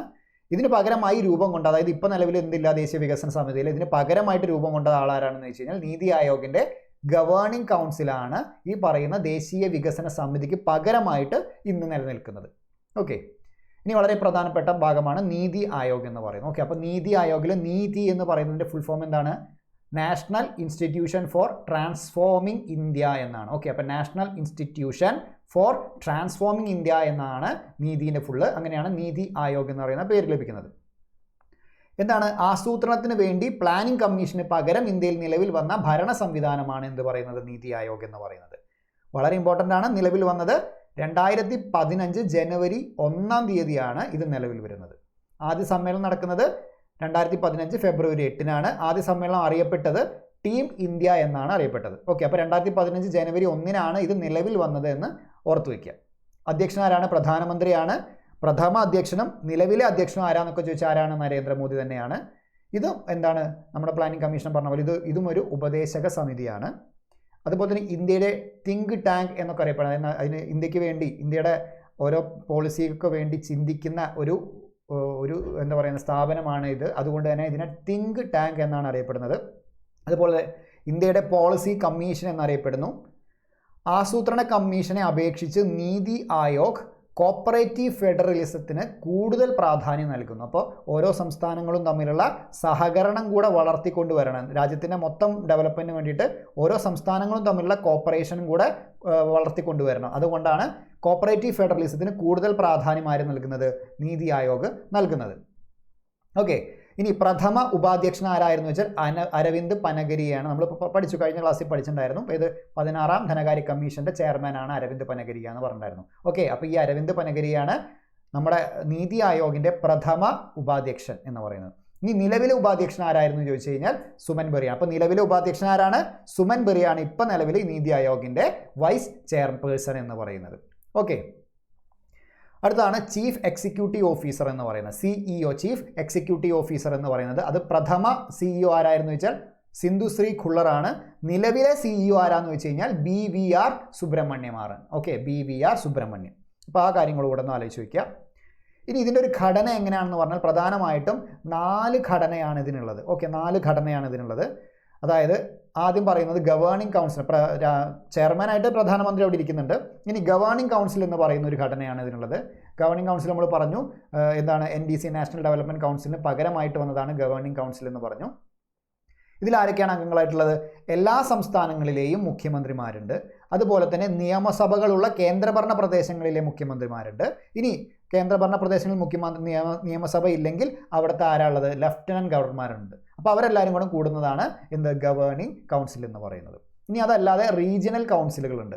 ഇതിൽ ആരൊക്കെ അംഗങ്ങളെന്ന് വെച്ചാൽ നിർദ്ദിഷ്ട പ്രാദേശിക പ്രശ്നങ്ങൾ പരിഹരിക്കുന്നതിനായിട്ടാണ് ഇതുള്ളത്. ഓക്കെ, അപ്പോൾ ഏതെങ്കിലും ഒരു പെർട്ടിക്കുലർ റീജിയണിലെ എന്തെങ്കിലും പ്രശ്നങ്ങളൊക്കെ പരിഹരിക്കുന്നതിനായിട്ടാണ് റീജിയണൽ കൗൺസിലുകൾ ഉള്ളത്. ഒന്നോ അതിലധികമോ സംസ്ഥാന മേഖലകളെ സംബന്ധിച്ച വിഷയങ്ങൾ കൈകാര്യം ചെയ്യുന്നത് ഈ കൗൺസിലാണ്. ഓക്കെ, അപ്പോൾ ഒന്നോ അതിലധികമോ സംസ്ഥാനങ്ങൾ, അതായത് ഒരു റീജിയൻ ഉണ്ടാവുക, ഒന്നെങ്കിൽ സൗത്ത് അല്ലെങ്കിൽ വെസ്റ്റ്, ഈസ്റ്റ് എന്നൊക്കെ പറയുന്നതിൽ ഓരോ റീജിയൻ ആയിട്ട് ബന്ധപ്പെട്ടാണ്. അപ്പോൾ ഒന്നോ അതിലധികമോ സംസ്ഥാനങ്ങൾ അതിലുണ്ടാവും. ആ ഒന്നോ അതിലധികമോ സംസ്ഥാന മേഖലകളെ സംബന്ധിച്ച വിഷയങ്ങൾ കൈകാര്യം ചെയ്യുന്നത് ഈ കൗൺസിലാണ്. പ്രധാനമന്ത്രിയാണ് ഇത് വിളിച്ചു ചേർക്കുന്നത്. ഒന്നെങ്കിൽ പ്രധാനമന്ത്രി ഇതിൻ്റെ അധ്യക്ഷത വഹിക്കും, അല്ലെങ്കിൽ പ്രധാനമന്ത്രി നിർദ്ദേശിക്കുന്ന ഏതെങ്കിലും, അതായത് അദ്ദേഹത്തിൻ്റെ ഏതെങ്കിലും ഒരു നോമിനി ഇതിൻ്റെ അധ്യക്ഷത വഹിക്കും. അതാത് മേഖലയിലെ മുഖ്യമന്ത്രിമാർ, ലഫ്റ്റനന്റ് ഗവർണർമാർ എന്നിവരാണ് ഇതിൽ ഉൾപ്പെടുന്നത്. ഇപ്പോൾ ഒരു റീജിയണിലാണ് പ്രശ്നമെങ്കിൽ ആ റീജിയണിലെ സംസ്ഥാനങ്ങളിലെ മുഖ്യമന്ത്രിമാർ, ഇനി അതിൽ കേന്ദ്രഭരണ പ്രദേശം ഉണ്ടെങ്കിൽ അവിടുത്തെ ലഫ്റ്റനന്റ് ഗവർണർമാർ, ആ രീതിയിലായിരിക്കും ഇതിൽ അംഗങ്ങൾ എന്ന് പറയുന്നത്. ഓക്കെ, ഇനി മൂന്നാമത്തെ ഘടന എന്ന് പറയുന്നത് മുഴുവൻ സമയ ഘടനയാണ്. അതായത് എപ്പോഴും നീതി ആയോഗ് എന്ന് പറയുമ്പോൾ പെർമനൻ്റ് ആയിട്ട് ഈ പറയുന്ന ഘടന എപ്പോഴും ഉണ്ടായിരിക്കും. അതിലൊന്നെന്ന് പറയുന്നത് എന്താണ്? ഉപാധ്യക്ഷനാണ്. പ്രധാനമന്ത്രി നിയമിക്കുന്ന ഒരു ഉപാധ്യക്ഷൻ ഇതിൽ മുഴുവൻ സമയമായിട്ടുണ്ടാവും. ഓക്കെ, അദ്ദേഹത്തിൻ്റെ പദവി എന്ന ഒരു ക്യാബിനറ്റ് മന്ത്രിയുടെ, ഒരു സെൻട്രൽ ക്യാബിനറ്റ് മിനിസ്റ്ററുടെ പദവിയാണ് അദ്ദേഹത്തിന് ഉണ്ടായിരിക്കുന്നത്. ഓക്കെ, ഇപ്പോൾ നമ്മൾ പറഞ്ഞു, ഇപ്പം നിലവിൽ ആരാണ് ഉപാധ്യക്ഷൻ എന്ന് നമ്മൾ പറഞ്ഞത്? സുമൻ ബെറിയാണ് ഇപ്പം നിലവിൽ ഉപാധ്യക്ഷനാണ് നമ്മൾ പറഞ്ഞു. ഓക്കെ, ഇനി 4 മുഴുവൻ സമയ അംഗങ്ങൾ ഉണ്ടായിരിക്കും. 4 ആൾക്കാർ മുഴുവൻ സമയ പെർമനൻ്റ് അംഗങ്ങളായിട്ടുണ്ടാവും. അതുപോലെ തന്നെ താൽക്കാലിക അംഗങ്ങളായിട്ട് മാക്സിമം 2 പേരാണ്. അപ്പോൾ 2 താൽക്കാലിക അംഗങ്ങളുണ്ടായിരിക്കും. ഇവർ എന്ന് വെച്ചാൽ പ്രധാന സർവകലാശാലകളിൽ നിന്നോ അല്ലെങ്കിൽ ഗവേഷണ സ്ഥാപനങ്ങളിൽ നിന്നൊക്കെ ഉള്ളവരായിരിക്കും ഈ താൽക്കാലിക അംഗങ്ങളായിട്ട് വരുന്നത്. അതുപോലെ തന്നെ 4 എക്സ് ഒഫീഷ്യൽ അംഗങ്ങളുണ്ടായിരിക്കും. ഓക്കെ, കേന്ദ്ര മന്ത്രിസഭയിൽ നിന്ന് പ്രധാനമന്ത്രി നോമിനേറ്റ് ചെയ്യുന്ന 4 മന്ത്രിമാരായിരിക്കും ഈ പറയുന്ന 4 എക്സ് ഒഫീഷ്യൽ അംഗങ്ങൾ എന്ന് പറയുന്നത്. ഓക്കെ, അവർ കേന്ദ്രമന്ത്രിമാരായതുകൊണ്ടാണ് ഇതിലെ എന്താവുന്നത്? അംഗങ്ങളാവുന്നത്. അതുകൊണ്ടാണ് എക്സ് ഒഫീഷ്യൽ എന്ന് പറയുന്നത്. ഓക്കെ, ഇനി നമ്മൾ പറഞ്ഞു CEO എന്ന് പറഞ്ഞു. CEO, ചീഫ് എക്സിക്യൂട്ടീവ് ഓഫീസർ ഉണ്ടായിരിക്കും. ഇന്ത്യ ഗവൺമെൻറ്റിൻ്റെ സെക്രട്ടറിയുടെ പദവി ആയിരിക്കും ഈ പറയുന്ന ഓഫീസർക്ക് ഉണ്ടാകുന്നത്. ഇദ്ദേഹത്തെ നിയമിക്കുന്നത് പ്രധാനമന്ത്രി തന്നെയാണ്. അതുകൂടാതെ ഒരു സെക്രട്ടേറിയറ്റ് ഉണ്ടാവും. ഇതിൻ്റെ മൊത്തം കാര്യങ്ങളൊക്കെ നോക്കുന്ന ഒരു സെക്രട്ടേറിയറ്റ് ഉണ്ടാവും. ഈ 4ാമത്തെ വിഭാഗം എന്ന് പറയുന്നത് പ്രത്യേക ക്ഷണിതാക്കളാണ്. അതായത് ചില പ്രത്യേക മേഖലയിൽ വിദഗ്ധരായ വ്യക്തികൾ, വിശിഷ്ടമായ അറിവുള്ള വ്യക്തികളൊക്കെ ഇതിലേക്ക് ക്ഷണിക്കുന്നതായിരിക്കും. അവരെയാണ് പ്രത്യേക ക്ഷണിതാക്കൾ എന്ന് പറയുന്നത്. ഓക്കെ, ഇനി വളരെ ഇമ്പോർട്ടൻ്റ് ആണ് ഇതിൻ്റെ ലക്ഷ്യങ്ങൾ. എന്തൊക്കെയാണ് നീതി ആയോഗിൻ്റെ ലക്ഷ്യങ്ങൾ? ഇടയ്ക്കിടയ്ക്ക് പരീക്ഷയ്ക്ക് ചോദിക്കുന്നതാണ് ലക്ഷ്യങ്ങൾ. ഓക്കെ, അപ്പോൾ ഞാൻ സൈറ്റിൽ നിന്ന് തന്നെ നീതി ആയോഗിൻ്റെ വെബ്സൈറ്റിൽ നിന്ന് തന്നെ എടുത്ത കാര്യങ്ങളാണ് പറയുന്നത്. ഓക്കെ, അത് മുഴുവൻ വായിച്ച് ജസ്റ്റ് ഒന്ന് വായിച്ചു നോക്കി. എന്നിട്ട് പ്രധാനമായിട്ടും ഞാൻ ഈ കൊടുത്ത ഈ കീവേഡുകളാണ് നിങ്ങൾ മനസ്സിൽ സൂക്ഷിക്കേണ്ടത്. ആ കീവേഡുകൾ നോക്കിയിട്ട് നിങ്ങൾ ഉത്തരത്തിലേക്ക് എത്തുക. അപ്പോൾ ആദ്യത്തെ എന്താണ്? സംസ്ഥാനങ്ങളുടെ സജീവമായ പങ്കാളിത്തത്തോടെ ദേശീയ വികസന മുൻഗണനകൾ, മേഖലകൾ, തന്ത്രങ്ങൾ എന്നിവയുടെ പങ്കിട്ട കാഴ്ചപ്പാട് വികസിപ്പിക്കുക എന്നാണ് പറയുന്നത്. ഓക്കെ, അപ്പോൾ സംസ്ഥാനങ്ങളുടെ സജീവമായ പങ്കാളിത്തം നമ്മൾ നേരത്തെ പറഞ്ഞു. ഇനിയിപ്പോൾ നമ്മൾ പറയാൻ മതി കോപ്പറേറ്റീവ് ഫെഡറലിസം, അത് തന്നെയാണ് ഇവിടെയും പറയുന്നത്. സംസ്ഥാനങ്ങളുടെ സജീവമായ പങ്കാളിത്തത്തോടെ നമ്മുടെ ദേശീയ വികസന, രാജ്യത്തിൻ്റെ തന്നെ വികസന മുൻഗണനകൾ, അതേപോലെ മേഖലകൾ, തന്ത്രങ്ങളൊക്കെ അവയുടെയൊക്കെ പങ്കിട്ട കാഴ്ചപ്പാട് വികസിപ്പിക്കുക എന്നാണ് പറയുന്നത്. രണ്ടാമത്തെ എന്താ പറയുന്നത്? നേരത്തെ പറഞ്ഞ പോലെ കോപ്പറേറ്റീവ് ഫെഡറലിസം വളർത്തുക എന്ന് പറയുന്നത് വളരെ ഇമ്പോർട്ടൻ്റ് ആണ്. അപ്പോൾ തുടർച്ചയായി സംസ്ഥാനങ്ങളുമായുള്ള ഘടനാപരമായ പിന്തുണാ സംരംഭങ്ങളിലൂടെയും സംവിധാനങ്ങളുടെയും സഹകരണ ഫെഡറലിസം അഥവാ കോപ്പറേറ്റീവ് ഫെഡറലിസം വളർത്തുക. അടുത്തെന്താണ്? ഗ്രാമതലത്തിൽ വിശ്വസനീയമായ പദ്ധതികൾ കൊണ്ടുവരിക, അത് ആവിഷ്കരിക്കുന്നതിനുള്ള സംവിധാനങ്ങൾ വികസിപ്പിക്കുകയും ഗവൺമെൻറ്റിൻ്റെ ഉയർന്ന തലങ്ങളിൽ ക്രമേണ ഇവ കൂട്ടിച്ചേർക്കുകയും ചെയ്യുക. അപ്പോൾ ഗ്രാമതലത്തിൽ വിശ്വസനീയമായ പദ്ധതികളൊക്കെ കൊണ്ടുവരിക. അതുപോലെ തന്നെ ദേശീയ സുരക്ഷയുടെ താൽപ്പര്യങ്ങൾ സാമ്പത്തിക തന്ത്രത്തിലും നയത്തിലും ഉൾപ്പെടുത്തിയിട്ടുണ്ടെന്ന് പ്രത്യേകമായി പരാമർശിച്ചിരിക്കുന്ന മേഖലകൾ ഉറപ്പാക്കുക. അതായത് ഓരോ മേഖലകളിലും എന്ത് പോളിസി കൊണ്ടുവരും, ദേശീയ സുരക്ഷയുടെ താല്പര്യങ്ങളും കൂടെ അതിൽ പരിഗണിക്കണമെന്നാണ് പറയുന്നത്. ഇനി സാമ്പത്തിക പുരോഗതിയിൽ നിന്ന് വേണ്ടത്ര പ്രയോജനം ലഭിക്കാത്ത അപകട സാധ്യതയുള്ള നമ്മുടെ സമൂഹത്തിലെ വിഭാഗങ്ങൾക്ക് പ്രത്യേക, അതായത് യാതൊരു വിധത്തിലുള്ള പുരോഗതി ലഭിക്കാത്ത ഡൗൺ ട്രോഡനായി കിടക്കുന്ന സെക്ഷൻസിന് അവർക്ക് വേണ്ടതായ എന്ത് ചെയ്യുക, പരിഗണനയൊക്കെ നൽകുന്നതിനെ കുറിച്ചാണ് പറയുന്നത്. എല്ലാവർക്കും പ്രയോജനം ഇറങ്ങിച്ചെല്ലണം അല്ലേ? ഒരു കാറ്റഗറിക്ക് മാത്രമല്ല, എല്ലാ വിഭാഗങ്ങളിലേക്കും എല്ലാ പ്രയോജനങ്ങളും ഇറങ്ങിച്ചെല്ലണം. അതിനു വേണ്ടിയുള്ള ശ്രദ്ധകൾ നൽകുക. അടുത്തത് തന്ത്രപരവും ദീർഘകാലവുമായ നയങ്ങളും പ്രോഗ്രാം ചട്ടക്കൂടുകളും സംരംഭങ്ങളും രൂപകൽപ്പന ചെയ്യുന്നതിനും അവയുടെ പുരോഗതിയും അവയുടെ ഫലപ്രാപ്തിയും നിരീക്ഷിക്കാനും വേണ്ട കാര്യങ്ങളൊക്കെ ചെയ്യണം. ഓക്കെ, അപ്പോൾ ദീർഘകാലം ആവശ്യമായ നയങ്ങൾ, അത് പ്രോഗ്രാം, അതിൻ്റെ ചട്ടക്കൂടുകൾ, അതിൻ്റെ കാര്യങ്ങളൊക്കെ സംരംഭങ്ങൾ രൂപകൽപ്പന ചെയ്യുക. ഇതിൻ്റെയൊക്കെ പുരോഗതി ഫലപ്രാപ്തിയൊക്കെ നിരീക്ഷിക്കുക എന്നൊക്കെ പറയുന്നതാണ് മറ്റൊരു ലക്ഷ്യമെന്ന് പറയുന്നത്. അതുപോലെ തന്നെ പ്രധാന പങ്കാളികളും ദേശീയ അന്തർദേശീയ സമാന ചിന്താഗതിക്കാരായ തിങ്ക് ടാങ്കുകളും വിദ്യാഭ്യാസ നയ ഗവേഷണ സ്ഥാപനങ്ങളും തമ്മിലുള്ള പങ്കാളിത്തം ഉപദേശിക്കാനും പ്രോത്സാഹിപ്പിക്കാനും. അപ്പോൾ എല്ലാ പങ്കാളികളുമായിട്ടും ദേശീയ അന്തർദേശീയ രീതിയിൽ വർക്ക് ചെയ്യുന്ന എല്ലാ, ഇപ്പോൾ നീതി ആയോഗിനെ പോലെ മറ്റ് രാജ്യങ്ങളിലുണ്ടാവും ഇതേപോലത്തെ, അപ്പോൾ അവരെല്ലാവരുമായിട്ടുള്ള ആ ഒരു കോമ്പിനേഷൻ അല്ലെങ്കിൽ ഒരു കോപ്പറേഷൻ ഉണ്ടായിരിക്കണം എന്നാണ് പറയുന്നത്. ആസൂത്രണത്തിൻ്റെ താഴെ നിന്ന് മുകളിലേക്ക് എന്ന സമീപനം സ്വീകരിക്കുക വളരെ ഇമ്പോർട്ടൻ്റ് ആണ്. താഴെ നിന്ന് ബോട്ടം ടു ടോപ്പ് അപ്രോച്ച് എന്ന് പറയുന്ന രീതിയിൽ ആസൂത്രണം ആ രീതിയിലാണ് മുന്നോട്ട് കൊണ്ടുപോകേണ്ടതെന്നാണ് പറയുന്നത്. ദേശീയ അന്തർദേശീയ വിദഗ്ധർ, പ്രാക്ടീഷണർമാർ, മറ്റ് പങ്കാളികൾ എന്നിവർ അടങ്ങുന്ന ഒരു സഹകരണ കൂട്ടായ്മയിലൂടെ അറിവും നവീകരണവും സംരംഭകത്വ പിന്തുണാ സംവിധാനവും സൃഷ്ടിക്കുക. അപ്പോൾ എല്ലാ നാഷണൽ ആൻഡ് ഇൻ്റർനാഷണൽ വിദഗ്ധരും ഇതുമായി ബന്ധപ്പെട്ട എല്ലാ ആളുകളുമായിട്ടുള്ള പങ്കാളിത്തത്തിലൂടെ ഒരു നല്ല രീതിയിൽ നവീകരണം നടത്തുക എന്നാണ് പറയുന്നത്. അതുപോലെ തന്നെ വികസന അജണ്ട നടപ്പിലാക്കുന്നത് ത്വരിതപ്പെടുത്തുന്നതിന് ഇന്റർ ഡിപ്പാർട്ട്മെൻ്റൽ പ്രശ്നങ്ങൾ പരിഹരിക്കുന്ന ഒരു പ്ലാറ്റ്ഫോം വാഗ്ദാനം ചെയ്യുക. അതായത് ഓരോ സെക്ടറുകൾ തമ്മിലും അത് ഓരോ ഡിപ്പാർട്ട്മെൻറ്റുകൾ തമ്മിലുള്ള പ്രശ്നങ്ങളൊക്കെ പരിഹരിക്കുന്നതിനൊരു പ്ലാറ്റ്ഫോം ഇത് കൊണ്ടുവരിക എന്ന് പറയുന്നതിന് മറ്റൊരു ലക്ഷ്യമാണ്, വളരെ ഇമ്പോർട്ടൻ്റ് ആണ്. അതുപോലെ തന്നെ അത്യാധുനിക റിസോഴ്സ് സെൻറ്റർ നിലനിർത്തുന്നതിന് സുസ്ഥിരവും തുല്യവുമായ വികസനത്തിലെ നല്ല ഭരണത്തെയും മികച്ച പ്രവർത്തനങ്ങളെയും കുറിച്ചുള്ള ഗവേഷണങ്ങളുടെ ഒരു സംഭരണശാലയായിരിക്കുക. ഓക്കെ, നല്ല ഭരണത്തെയും മികച്ച പ്രവർത്തനങ്ങളെയും കുറിച്ചുള്ള ഗവേഷണങ്ങളുടെ ഒരു സംഭരണശാലയായിരിക്കാൻ കൂടെ പറയുന്നുണ്ട്. പിന്നെന്താണ്? പ്രോഗ്രാമുകളും സംരംഭങ്ങളും നടപ്പിലാക്കുന്നതിനുള്ള സാങ്കേതിക നവീകരണത്തിലും ശേഷി വർദ്ധിപ്പിക്കുന്നതിനും ശ്രദ്ധ കേന്ദ്രീകരിക്കണം. ഓക്കെ, അപ്പോൾ ടെക്നോളജിക്കലായിട്ടുള്ള നവീകരണം, അതിനെപോലെ നമ്മളെ ശേഷി വർദ്ധിപ്പിക്കുക, ഇതിനൊക്കെ ശ്രദ്ധ കേന്ദ്രീകരിക്കണം എന്നൊക്കെ പറയുന്നതാണ് ഇതിൻ്റെ പ്രധാനപ്പെട്ട ലക്ഷ്യങ്ങൾ എന്ന് പറയുന്നത്. ഇനി നീതി ആയോഗിൻ്റെ മുഴുവൻ പ്രവർത്തനങ്ങളെയും നമുക്ക് 4 പ്രധാന തലങ്ങളായിട്ട് തിരിക്കാൻ സാധിക്കും. അതിലൊന്നാണ് നയവും പ്രോഗ്രാം ചട്ടക്കൂടും. പിന്നെ രണ്ടാമത് നമ്മൾ പറഞ്ഞ കോപ്പറേറ്റീവ് ഫെഡറലിസം, സഹകരണ ഫെഡറലിസം. മൂന്നാമത്തെ എന്താണ്? നിരീക്ഷണവും വിലയിരുത്തലും. നാലാമത്തെ എന്താണ്? Think tank, knowledge and innovation hub എന്ന് പറയും. ജസ്റ്റ് ഒന്ന് മനസ്സിലാക്കി വെച്ചാൽ മതി, ഡീപ്പായിട്ടൊന്നും പോകേണ്ട നമുക്ക് ആവശ്യമില്ല.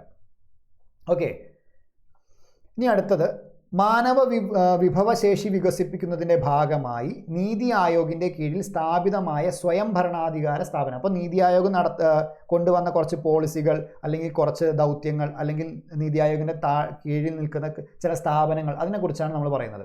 ഓക്കെ, അത്തരത്തിലൊരു സ്ഥാപനമാണ് എന്ത് പറയുന്നത്, NILER, നിലേർഡ് എന്ന് പറയുന്നത്. അപ്പോൾ national institute of labour economics research and development എന്നാണ് പറയുന്നത്. ഓക്കെ, അപ്പോൾ national institute of labour economics research and development എന്നാണ് ഇതിൻ്റെ പേര്.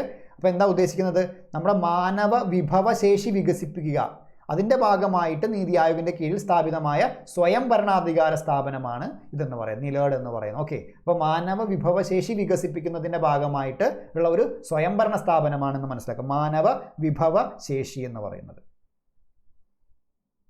അടുത്തത് നീതി ആയോഗിൻ്റെ കീഴിലുള്ള ഒരു മിഷനാണെന്ന് പറയുന്നത് എന്ത്, ലൈഫ്. ഓക്കെ, ലൈഫ്, ഇതിൻ്റെ ഫുൾ ഫോം എന്താണ്, ലൈഫ് സ്റ്റൈൽ ഫോർ എൻവയോൺമെൻറ്റ് എന്നാണ്. ലൈഫ് സ്റ്റൈൽ ഫോർ എൻവയോൺമെൻറ്റ് എന്നാണ് ഇതിൻ്റെ പേര്. എന്താണ് പ്രധാന ഉദ്ദേശം, എൻവയോൺമെൻറ്റ് പ്രൊട്ടക്റ്റ് ചെയ്യുക, പരിസ്ഥിതി സംരക്ഷിക്കുക എന്ന് തന്നെയാണ്. പരിസ്ഥിതിയെ സംരക്ഷിക്കുന്നതിനായി വ്യക്തികളുടെയും സമൂഹത്തിൻ്റെയും പ്രവർത്തനങ്ങളെ പ്രോത്സാഹിപ്പിക്കുന്നതിനുള്ള ഇന്ത്യയുടെ നേതൃത്വത്തിലുള്ള ഒരു ആഗോള ബഹുജന പ്രസ്ഥാനമാണ് ഇതെന്ന് പറയുന്നത്. ഓക്കെ, അപ്പോൾ പ്രധാനമായിട്ടും പരിസ്ഥിതിയെ സംരക്ഷിക്കുക എന്ന് പറയുന്നതാണ് നമ്മുടെ ഇവിടുത്തെ കീവേഡ് എന്ന് പറയുന്നത്. അതിന് സംരക്ഷിക്കുന്നതിനായി വ്യക്തികളുടെയും സമൂഹത്തിൻ്റെയും പ്രവർത്തനങ്ങളെ പ്രോത്സാഹിപ്പിക്കുക എന്നാണ് ഇതിലൂടെ പറയുന്നത്. ഇനി അടുത്തതാണ് ആസ്പിറേഷണൽ ഡിസ്ട്രിക്റ്റ് പ്രോഗ്രാം എന്ന് പറയുന്നത്. ഓക്കെ, ആസ്പിറേഷണൽ ഡിസ്ട്രിക്റ്റ് പ്രോഗ്രാം എന്ന് പറഞ്ഞു കഴിഞ്ഞാൽ വികസനം കുറവായ ജില്ലകളിലെ ജനങ്ങളുടെ ജീവിത നിലവാരം മെച്ചപ്പെടുത്തുക എന്ന് പറയുന്നതാണ് ഇതിൻ്റെ പ്രധാനപ്പെട്ട ലക്ഷ്യം എന്ന് പറയുന്നത്. ഓക്കെ, അവികസിത ജില്ലകളിൽ ജനങ്ങളുടെ ജീവിത നിലവാരം മെച്ചപ്പെടുത്തുന്നുള്ള ഇന്ത്യൻ ഗവൺമെൻറ്റിൻ്റെ ഒരു സംരംഭമാണ് ആസ്പിറേഷണൽ ഡിസ്ട്രിക്ട്സ് പ്രോഗ്രാം എന്ന് പറയുന്നത്. അവികസിത ജില്ലകളെ അഭിലാഷ ജില്ലകൾ എന്ന് പുനർനാമകരണം ചെയ്യുക. ഓക്കെ, അപ്പോൾ അവികസിത ജില്ലകൾ എന്ന് പറയുന്നതിന് പകരം അഭിലാഷ ജില്ലകൾ എന്ന് പുനർനാമകരണം ചെയ്യുക കൂടെ ചെയ്യുന്നുണ്ട് ഈ പറയുന്ന പദ്ധതിയിലൂടെ. ഓക്കെ, അടുത്ത ശൂന്യ ക്യാമ്പയിൻ എന്ന് പറയുന്നതാണ്. ശൂന്യ എന്ന് പറയുമ്പോൾ സീറോ പൊല്യൂഷൻ ആണ്, അതായത് നമ്മുടെ മലിനീകരണം വളരെ കുറച്ച് കൊണ്ടുവരിക. അതിന് വേണ്ടിയിട്ട് ഇലക്ട്രിക് വാഹനങ്ങളിലേക്ക് നമ്മളെല്ലാവരും പോകണമെന്ന് പറയുന്നതാണ് ഇത്. ഓക്കെ, അപ്പോൾ സീറോ പൊല്യൂഷൻ മൊബിലിറ്റി ക്യാമ്പയിൻ ആണെന്ന് പറയുന്നത് എന്ത്, ശൂന്യ ക്യാമ്പയിൻ എന്ന് പറയുന്നത്. അന്തരീക്ഷ മലിനീകരണം അറ്റ്മോസ്ഫിയറിക് പൊല്യൂഷൻ കുറയ്ക്കുന്നതിനായി ഇലക്ട്രിക് വാഹനങ്ങളുടെ ഉപയോഗം പ്രോത്സാഹിപ്പിക്കുന്നതിനുള്ള ക്യാമ്പയിൻ ആണ് ഇതെന്ന് മനസ്സിലാക്കുക.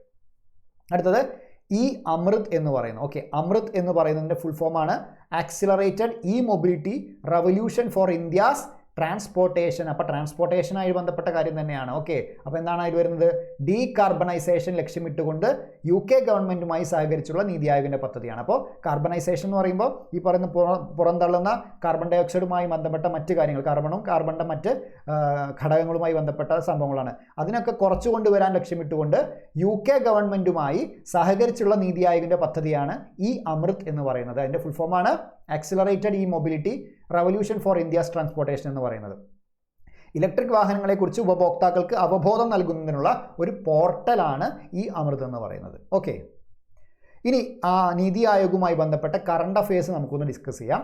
അല്ല, വളരെ പ്രധാനപ്പെട്ടാണ്. 2022-23 സമയത്തോടുകൂടി ഇന്ത്യയുടെ നവീകരണം ലക്ഷ്യമാക്കി, ഇന്ത്യയുടെ എല്ലാ ഭാഗത്തും, അതായത് കംപ്ലീറ്റ് ആയിട്ട് ഇന്ത്യയുടെ നവീകരണം എന്ന് പറയുന്നത് ലക്ഷ്യമാക്കി നീതി ആയോഗ് ആരംഭിച്ച ഒരു സംരംഭമാണ് strategy for new India at 75 എന്ന് പറയുന്നത്. Okay, strategy for new India at 75 എന്ന് പറയുന്നത് 2022-23 സമയത്തോടു കൂടി ഇന്ത്യയുടെ നവീകരണം ലക്ഷ്യമാക്കി നീതി ആയോഗ് ആരംഭിച്ച സംരംഭമാണ്. 2022 നമ്മുടെ രാജ്യം 75ാമത്തെ സ്വാതന്ത്ര്യദിനം ആഘോഷിക്കുന്ന സമയത്ത് നമ്മളൊരു പുതിയ ഇന്ത്യയെ കെട്ടിപ്പടുക്കുക എന്ന് പറയുന്ന അതിൻ്റെ ഒരു ലക്ഷ്യം എന്ന് പറയുന്നത് ഏകദേശം 41 വ്യത്യസ്ത മേഖലകളിൽ നമ്മുടെ വൈവിധ്യമായ പുരോഗതി പ്രാപിക്കുക എന്ന് പറയുന്നത്, നേടുക എന്ന് പറയുന്നതാണ് ഇതിൻ്റെ ഒരു ലക്ഷ്യം എന്ന് പറയുന്നത്. ഓക്കെ, അപ്പോൾ ഇത്രയും മനസ്സിലാക്കിയ strategy for new India at 75 എന്ന് പറയുന്നത് സാമ്പത്തിക വളർച്ച ഏകദേശം 9 മുതൽ 10% ഇൻക്രീസ് ചെയ്യിക്കണം. അതുപോലെ തന്നെ 2022-23 രാജ്യത്തെ $4 ട്രില്യൺ സമ്പദ് വ്യവസ്ഥയാക്കണം. പിന്നീട് 2030 $5 ട്രില്യൺ സമ്പദ് വ്യവസ്ഥയ്ക്ക് പടിപടിയായിട്ട് ഉയർത്തുക എന്ന് പറയുന്നതാണ് ഇതിൻ്റെ ലക്ഷ്യങ്ങൾ. അതുപോലെ തന്നെ UN സുസ്ഥിര വികസന ലക്ഷ്യങ്ങൾ കൈവരിക്കുക എന്ന് പറയുന്നുണ്ട്. സസ്റ്റൈനബിൾ ഡെവലപ്മെൻറ്റ് ഗോൾസ് ഉണ്ട് യുണൈറ്റഡ് നേഷൻസിൻ്റെ, അത് പറയുന്ന കുറേ ഗോൾസ് ഉണ്ട്, അത് കൈവരിക്കുക എന്ന് പറയുന്നതിൻ്റെ ഒരു ലക്ഷ്യമാണ്. ഈ പറയുന്ന ലക്ഷ്യങ്ങളോടെ പഞ്ചവത്സര പദ്ധതികൾക്ക് പകരമായി നീതി ആയോഗ് പുറത്തിറക്കിയതാണ് strategy for new India at 75 എന്ന് പറയുന്ന ഡോക്യുമെൻ്റ് എന്ന് പറയുന്നത്. ഓക്കെ, ആ കാര്യങ്ങളും കൂടെ ഒന്ന് ആലോചിച്ച് വയ്ക്കുക. ഓക്കെ, അടുത്തത് 2023 നീതി ആയോഗ് പ്രസിദ്ധീകരിച്ച മൾട്ടി ഡയമെൻഷണൽ പോവർട്ടി ഇൻഡെക്സ് പ്രകാരം ഏറ്റവും കുറഞ്ഞ ദാരിദ്ര്യ നിരക്കുള്ള ഇന്ത്യൻ സംസ്ഥാനം ഏതാണെന്ന് വെച്ച് കഴിഞ്ഞാൽ നമ്മുടെ കേരളമാണ്. ഓക്കെ, അടുത്തത് നീതി ആയോഗ് പ്രാദേശിക സമ്പദ് വ്യവസ്ഥയെ ശക്തിപ്പെടുത്തുന്നതിനും അടിസ്ഥാന സംരംഭകത്വം പ്രോത്സാഹിപ്പിക്കുന്നതിനുമായി അതിൻ്റെ ആസ്പിറേഷണൽ ബ്ലോക്സ് പ്രോഗ്രാമിന് കീഴിൽ വോക്കൽ ഫോർ ലോക്കൽ ക്യാമ്പയിൻ 2024 മാർച്ചിൽ ആരംഭിച്ചിട്ടുണ്ട്. ഓക്കെ, അപ്പോൾ നമ്മൾ നേരത്തെ പറഞ്ഞ ആസ്പിറേഷണൽ ഡിസ്ട്രിക്ട് പ്രോഗ്രാം ഇല്ലേ, അതുപോലെ തന്നെയാണ് ആസ്പിറേഷണൽ ബ്ലോക്സ് പ്രോഗ്രാം എന്ന് പറയുന്നത്. അപ്പോൾ നമ്മൾ നേരത്തെ പറഞ്ഞ ആസ്പിറേഷണൽ സംഭവം തന്നെയാണ് ഈ ആസ്പിറേഷണൽ ബ്ലോക്ക് എന്ന് പറയുന്ന സംഭവം.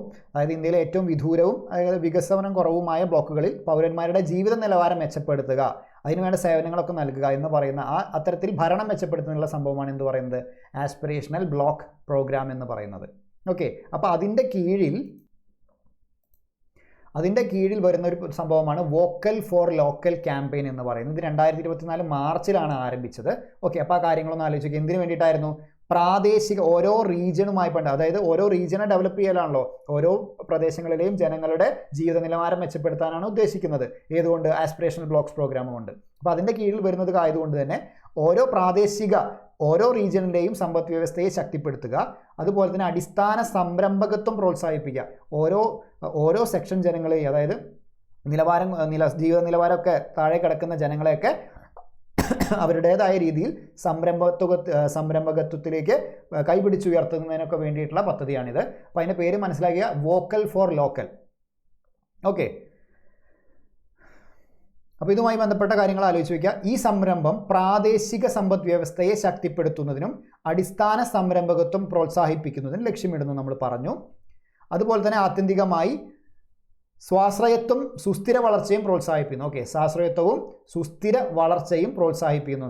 ഓരോരുത്തരും അവരുടെ രീതിയിൽ സംരംഭകത്വം കൊണ്ടുവരുന്ന അവർക്ക് എന്ത് കിട്ടും? അവർക്ക് സ്വയമായ സെൽഫ് സഫിഷ്യൻ്റ് ആകും, അവർ സ്വാശ്രയത്വം അവർക്ക് ലഭിക്കും. അതിലൂടെ തന്നെ സുസ്ഥിരമായ വളർച്ചയും അവർക്ക് ഉണ്ടാകുന്നു. ഓക്കെ, ഇതിലും ഇമ്പോർട്ടൻ്റ് ആയിട്ട് നിങ്ങൾ ആലോചിക്കേണ്ട ഒരു പേരാണ് ആകാംക്ഷ എന്ന് പറയുന്നത്. ഇതൊരു ബ്രാൻഡ് നെയിം ആയിട്ടാണ് കൊണ്ടുവന്നിട്ടുള്ളത്. അതായത് ഈ പറയുന്ന ബ്രാൻഡിന്, ആകാംക്ഷ എന്ന് പറയുന്ന ബ്രാൻഡിന് കീഴിലുള്ള 500 ആസ്പിറേഷണൽ ബ്ലോക്കുകളിൽ നിന്നുള്ള തദ്ദേശീയ പ്രാദേശിക ഉൽപ്പന്നങ്ങൾ ഏകീകരിക്കുകയാണ് ഈ സംരംഭം ലക്ഷ്യമിടുന്നത്. ഓക്കെ, അപ്പോൾ നമ്മൾ പറഞ്ഞ ആസ്പിറേഷണൽ ബ്ലോക്കുകളുണ്ട്.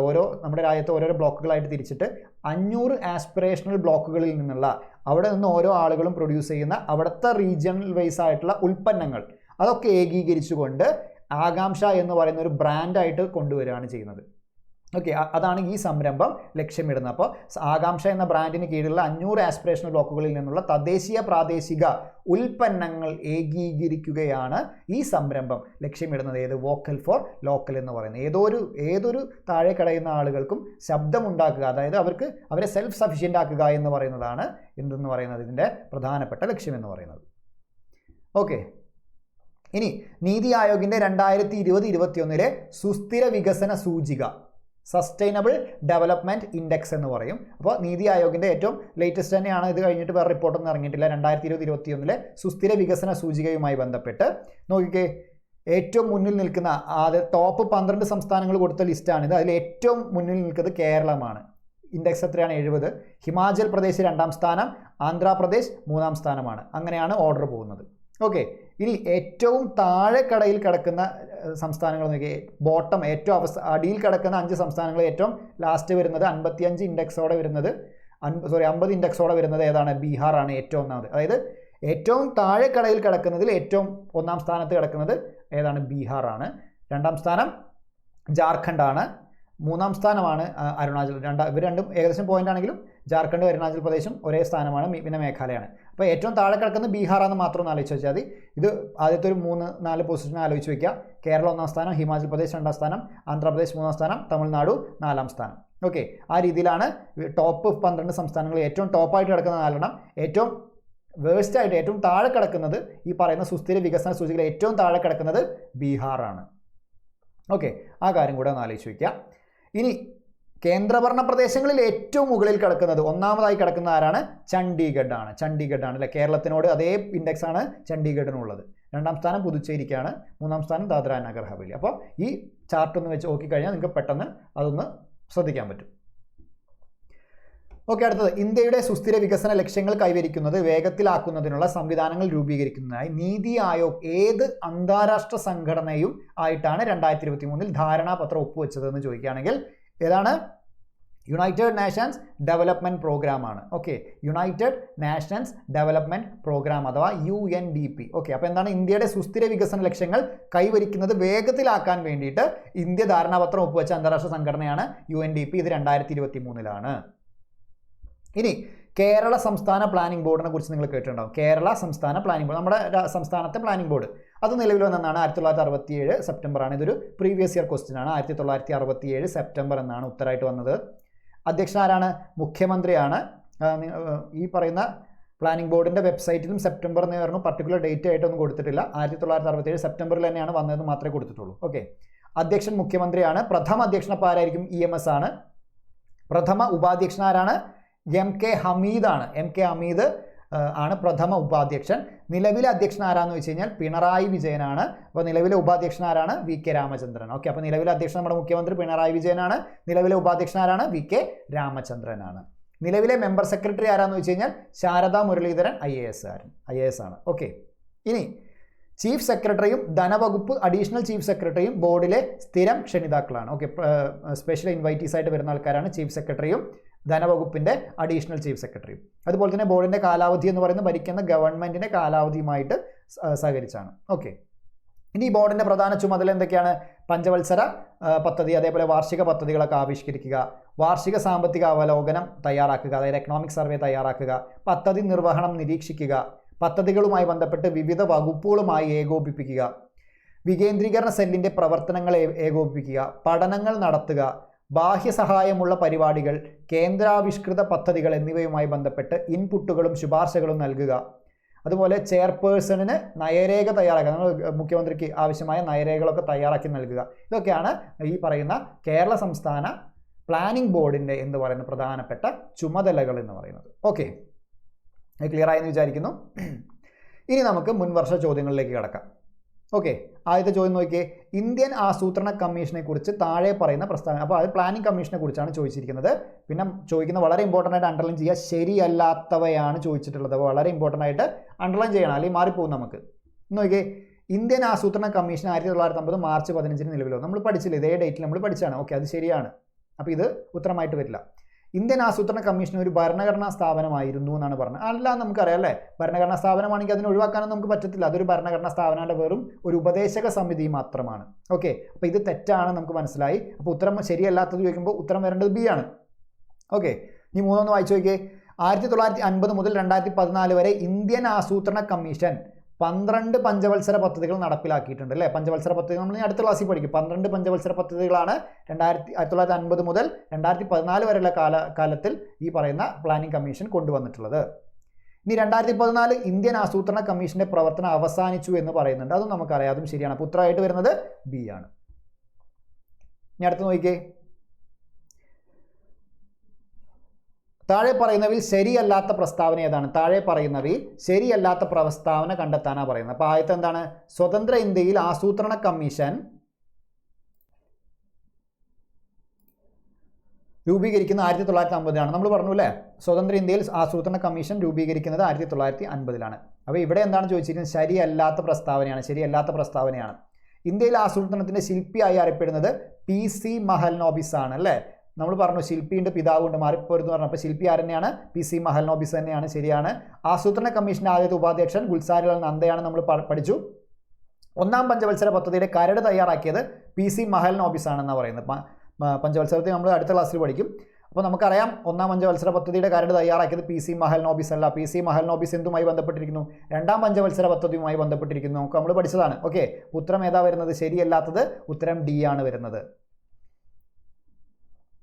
ഇനി അടുത്ത് നോക്കിയാൽ പ്ലാനിംഗ് കമ്മീഷൻ സ്ഥാപിക്കപ്പെട്ടത് നമ്മൾ വീണ്ടും പറഞ്ഞ ഡേറ്റ് ആണ് അല്ലേ. 3ന്റെ ഉത്തരം ഏതാണ്? B ആണ്. 1950 മാർച്ച് 15 അടുത്ത രാജ്യത്തെ മൊത്തം സാധനങ്ങളുടെയും സേവനങ്ങളുടെയും ഉൽപാദന വർധനവ് താഴെ കൊടുത്തിട്ടുള്ള ആസൂത്രണ ലക്ഷ്യങ്ങളിൽ ഏതിനെ സൂചിപ്പിക്കും? അപ്പോൾ നമ്മൾ പറഞ്ഞു ആസൂത്രണ ലക്ഷ്യങ്ങളുമായി ബന്ധപ്പെട്ട് ഏതൊക്കെയാണ് നമ്മുടെ സാമ്പത്തിക ആസൂത്രണ ലക്ഷ്യങ്ങൾ എന്ന് പറഞ്ഞ 4 കാര്യങ്ങൾ നമ്മൾ പറഞ്ഞു. ഇതല്ലേ? തുല്യത, സാമ്പത്തിക വളർച്ച, സ്വാശ്രയത്വം, ആധുനികവൽക്കരണം എന്നൊക്കെ പറയുന്നത് സാമ്പത്തിക ആസൂത്രണങ്ങളുടെ ലക്ഷ്യങ്ങളായിട്ട് നമ്മൾ പറഞ്ഞിട്ടുണ്ടായിരുന്നു. പക്ഷേ രാജ്യത്തെ മൊത്തം സാധനങ്ങളുടെയും സേവനങ്ങളുടെയും വർധന, ഉൽപ്പാദനം, അതായത് പ്രൊഡക്ഷൻ വർദ്ധിപ്പിക്കുന്നതിലൂടെ ഏത് ലക്ഷ്യമാണ് നമ്മൾ സൂചിപ്പിക്കുന്നത് വെച്ചാൽ നമ്മുടെ രാജ്യത്തെ എല്ലാ ഗുഡ്സ് ആൻഡ് സർവീസസിൻ്റെ എല്ലാ പ്രൊഡക്ഷനും കൂടുക എന്ന് പറഞ്ഞാൽ അതിൻ്റെ അർത്ഥം എന്താണ്? നമ്മളെ രാജ്യം വളരുകയാണ്, നമ്മളെ സമ്പത്ത് അല്ലെങ്കിൽ സാമ്പത്തികമായിട്ട് നമ്മൾ വളരുകയാ എന്നാണ് അല്ലേ?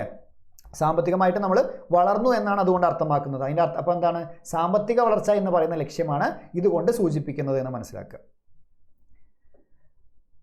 ഓക്കെ, നിങ്ങൾക്ക് വായിച്ചാൽ മനസ്സിലാവുന്ന കാര്യം തന്നെയുള്ളൂ. അടുത്ത എന്താണ്? നീതി ആയോഗിൻ്റെ ആദ്യത്തെ വൈസ് ചെയർമാൻ ആരാണ്? നീതി ആയോഗിൻ്റെ ആദ്യത്തെ വൈസ് ചെയർമാൻ ആരാണ് നീതി ആയോഗിൻ്റെ ആദ്യത്തെ വൈസ് ചെയർമാൻ? നമ്മൾ പറഞ്ഞു ആരാണ്? അരവിന്ദ് പനഗരിയാണ് അല്ലേ? 5ന്റെ ഉത്തരം ബി ആണ്, അരവിന്ദ് പനഗരിയ. അടുത്ത ക്വസ്റ്റ്യൻ നോക്കിയേ. നീതി ആയോഗിനെ സംബന്ധിച്ച് താഴെ തന്നിരിക്കുന്ന പ്രസ്താവനകളിൽ ശരിയായവ ഏതെല്ലാം എന്നാണ് ചോദിച്ചിരിക്കുന്നത്. ശരിയായവയാണ്. അപ്പോൾ നീതി ആയോഗിന് ഒരു ശരിയായത് ആസൂത്രണത്തിന് വേണ്ടി പ്ലാനിംഗ് കമ്മീഷന് പകരം നിലവിൽ വന്ന ഭരണ സംവിധാനമാണ്. ശരിയാണ്, നമ്മൾ പഠിച്ചു അല്ലേ? അപ്പോൾ ഒന്ന് ശരിയാണെന്ന് മനസ്സിലായി. അപ്പോൾ ഒന്ന് ശരിയാണെങ്കിൽ എല്ലാത്തിലും ഒന്നുണ്ട്, അപ്പോൾ നമുക്ക് ഒന്നും കളയാൻ പറ്റത്തില്ല. 2 വായിച്ചേ. നീതി ആയോഗിൻ്റെ ആദ്യ അധ്യക്ഷൻ പ്രധാനമന്ത്രി ശ്രീ നരേന്ദ്രമോദിയാണ് അല്ലേ? അതും നമ്മൾ പഠിച്ചു. അപ്പോൾ 2ഉം ശരിയാണ്. 2ഉം ശരിയാണെന്ന് പറയുമ്പോൾ ഇവിടെ 2 ശരിയാണ്, ഇവിടെ 2. ഇവിടെ 2 ഉണ്ടോ? അപ്പോൾ ഇല്ല, നമുക്ക് ഇത് ഒഴിവാക്കാം. അപ്പോൾ നമ്മുടെ കയ്യിൽ ആകെ 2 ഓപ്ഷനുള്ളൂ, ബി അല്ലെങ്കിൽ ഡി. ഇതിൽ ഏതെങ്കിലും ഒന്നായിരിക്കും ഉത്തരമായിട്ട് വരേണ്ടത്. 3 വായിച്ചേ. 2015 ജനുവരി 1 നിലവിൽ വന്നു അല്ലേ? 2015 ജനുവരി 1 ഇത് നിലവിൽ വന്നത് എന്നാണ് പറയുന്നത് അല്ലേ? നമ്മൾ പഠിച്ചു 2015 ജനുവരി 1 നീതി ആയോഗ് നിലവിൽ വന്നത്. അപ്പോൾ നമുക്ക് 3ഉം ശരിയാണെന്നറിയാം അല്ലേ? അപ്പോൾ ഇവിടെ 3 ശരിയുണ്ട്, ഇവിടെ 3 ശരിയുണ്ട്. അപ്പോൾ നമുക്ക് ഇനിയും ഒന്നും കൂടെ വായിച്ചു നോക്കണം. നീതി ആയോഗിൻ്റെ ആസ്ഥാനം ഡൽഹിയിലാണ്, അതും നമ്മൾ പഠിച്ചു. അപ്പോൾ 4ഉം ശരിയാണ്. അപ്പോൾ നമ്മൾ ഉത്തരം ഏതാണ്? ഡി ആണ്. 1, 2, 3, 4 എല്ലാം ശരിയാണ് എന്ന് പറയുന്നതാണ് ഇതിൻ്റെ ഉത്തരം എന്ന് പറയാം. അപ്പോൾ 6ന്റെ ഉത്തരം ഏതാണ്? ഡി ആണ്. ക്ലിയർ ആയെന്ന് വിചാരിക്കുന്നു. ഇനി അടുത്ത് നോക്കിക്കേ. 7ാമത്തെ ക്വസ്റ്റ്യൻ. നീതി ആയോഗിനെ കുറിച്ചുള്ള താഴെ പറയുന്ന പ്രസ്താവനകൾ പരിഗണിക്കുക. ഇവിടെ നീതി ആയോഗിനെ കുറിച്ചാണ് പറഞ്ഞിട്ടുള്ളത്. ഇന്ത്യയുടെ രാഷ്ട്രപതിയാണ് നീതി ആയോഗിൻ്റെ ചെയർമാൻ ആണോ? അല്ല, നമ്മൾ പഠിച്ചു ഇന്ത്യയുടെ പ്രധാനമന്ത്രിയാണ് നീതി ആയോഗിൻ്റെ. അപ്പോൾ ഇത് തെറ്റാണ് അല്ലേ? 1 തെറ്റാണ്. അപ്പോൾ നോക്കിക്കേ, 1 മാത്രം ശരി എന്നാണ്. അപ്പോൾ ഇതെന്തായാലും വരത്തില്ല. 1ഉം 2ഉം ശരിയാണ്, അപ്പോൾ ഇതും വരത്തില്ല. അപ്പോൾ നമ്മുടെ ഓപ്ഷൻ ബി അല്ലെങ്കിൽ ഡി, 2 ഓപ്ഷനായിട്ട് നമ്മൾ കുറച്ചിട്ടുണ്ട്. ഇനി നോക്കിക്കേ. നീതി ആയോഗ് 2005 നിലവിൽ വന്നു. അപ്പോൾ ഇത് ശരിയല്ല എന്ന് പറഞ്ഞപ്പോൾ ഓൾറെഡി 1 ശരിയല്ല എന്നുള്ളവിടെ വന്നിട്ടുണ്ട്. ഇനി 2ഉം കൂടെ വായിച്ചു നോക്കുക. നീതി ആയോഗ് 2005 നിലവിൽ വന്നു. നീതി ആയോഗ് 2005 നിലവിൽ വന്നത്? അല്ല, 2015 നിലവിൽ വന്നത് അല്ലേ? വായിക്കുമ്പോൾ നമ്മൾ ശ്രദ്ധിച്ച് വായിക്കണം. പെട്ടെന്ന് 2005 എന്ന് പറയുമ്പോൾ നമ്മൾ ശരിയായി എന്ന് പറയും. അപ്പോൾ 2005 2015 നിലവിൽ വന്നത്. ഓക്കെ, അപ്പോൾ 2ാമത്തെ ശരിയല്ല. അപ്പോൾ നമ്മുടെ ഉത്തരം ഏതാണ്? ഡി ആണ്. അപ്പോൾ 7ന്റെ ഉത്തരം ഡി ആണ്. 1ഉം 2ഉം ശരിയല്ല. 8ാമത്തെ ക്വസ്റ്റ്യൻ നോക്കിക്കേ. നീതി ആയോഗിൻ്റെ ലക്ഷ്യങ്ങളെക്കുറിച്ചുള്ള പ്രസ്താവനകളിൽ ശരിയായത് കണ്ടെത്തി എഴുതുകയാണ്. അപ്പോൾ ഏതൊക്കെയാണ് നീതി ആയോഗിൻ്റെ ലക്ഷ്യങ്ങൾ? സംസ്ഥാനങ്ങളുടെ സജീവ പങ്കാളിത്തത്തോടെ ദേശീയ വികസനം, നമ്മൾ പഠിച്ചു സംസ്ഥാനങ്ങളുടെ കോപ്പറേറ്റീവ് ഫെഡറലിസം, എല്ലാ സംസ്ഥാനങ്ങളുടെയും പങ്കാളിത്തത്തോടെ മൊത്തത്തിൽ നമ്മുടെ രാജ്യം വികസിപ്പിക്കുക, ദേശീയ വികസന മുൻഗണനകൾ, തന്ത്രങ്ങൾ എന്നിവ സംബന്ധിച്ച കാഴ്ചപ്പാട് വികസിപ്പിക്കുക. അതപ്പോൾ ശരിയാണ്, ലക്ഷ്യങ്ങളാണ്. സംസ്ഥാനങ്ങളുമായുള്ള ഘടനാപരമായ പിന്തുണ സംവിധാനങ്ങളുടെ സഹകരണ ഫെഡറലിസം വളർത്തിയെടുക്കുക. കോപ്പറേറ്റീവ് ഫെഡറലിസം എന്ന വാക്ക് ആലോചിച്ച് വയ്ക്കുക. ശരിയാണ്, വളർത്തിയെടുക്കുക. സാമ്പത്തിക പുരോഗതിയിൽ നിന്ന് വേണ്ടത്ര പ്രയോജനം ലഭിക്കാത്ത സമൂഹത്തിലെ വിഭാഗങ്ങൾക്ക് പ്രത്യേക ശ്രദ്ധ നൽകുക. അതും ശരിയാണ്, നമ്മൾ പറഞ്ഞു കഴിഞ്ഞു. അപ്പോൾ 1ഉം 2ഉം 3ഉം ശരിയാണ്. അപ്പോൾ നമ്മുടെ 1, 2, 3 ശരിയാനുള്ള ഓപ്ഷൻ ഡി ആണ്. അപ്പോൾ നമ്മുടെ 8ാമത്തെ ക്വസ്റ്റ്യൻ്റെ ഉത്തരം ഡി ആണ്. ഇനി അടുത്ത് നോക്കിയേ. നീതി ആയോഗിൻ്റെ പ്രസ്താവനകളിൽ ശരിയല്ലാത്തത് കണ്ടെത്തി ഉത്തരം എഴുതുക. ശരിയല്ലാത്തതാണ്, അപ്പോൾ അത് നോക്കണം കേട്ടോ. ശരിയല്ലാത്തതാണ്. 2015 ജനുവരി മാസം 1-ാം തീയതി രൂപീകൃതമായി. അത് ശരിയാണെന്ന് നമുക്കറിയാം അല്ലേ? നീതി ആയോഗ് ഒരു ഭരണഘടനാ സ്ഥാപനമാണെന്നാണ് പറയുന്നത്. അല്ല, ആണോ? നീതി ആയോഗ് എന്തല്ല? ഒരു ഭരണഘടനാ സ്ഥാപനം അല്ല എന്ന് നമുക്കറിയാം. അപ്പോൾ നമ്മുടെ ശരിയല്ലാത്തത് ഏതാണ്? നമ്മുടെ 9ന്റെ ഉത്തരം ബി ആണ്. ഓക്കെ,